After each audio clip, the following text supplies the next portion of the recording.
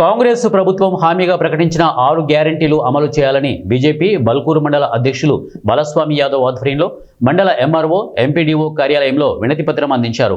ఈ కార్యక్రమానికి ముఖ్య అతిథిగా మండల ప్రభారి కుందేళ్లు సైదులు యాదవ్ హాజరై మాట్లాడుతూ అధికారంలోకి వచ్చాక ప్రజలను పూర్తిగా మర్చిపోయిన కాంగ్రెస్ ప్రభుత్వ వాగ్దానాలపై ద్రోహం చేస్తోందని మండిపడ్డారు.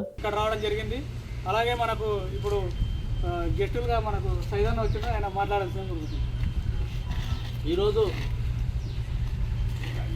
పార్టీ పిలుపు మేరకు మరి అన్ని మండల కేంద్రాలలో మరి కాంగ్రెస్ ప్రభుత్వం మోసపూరితమైన వాగ్దానాలు చేసి అధికారంలోకి వచ్చిన తర్వాత మరి చెప్పిన 420 హామీలు 420 చెప్పి 6 గ్యారెంటీలని మరి అమలు చేయకుండా 2 వస్తాయి 3 కొత్తాయి చెప్పే విధంగా చెప్తూ అన్నీ ఏ పని ఎక్కడ వేసిన గొంగలు ఎక్కడనే ఉండి ఎంతో ఇబ్బంది పెడుతున్నటువంటి కాంగ్రెస్ ప్రభుత్వం ఈరోజు ఏ రకంగా చూసుకున్నా గ్రామాలల్లో అన్నీ ఎక్కడెక్కడే నిలిచిపోయినాయి. రెండోది మరి రైతులకు కూడా యూరియా సక్రమంగా కూడా సరఫరా చేస్తలేరు.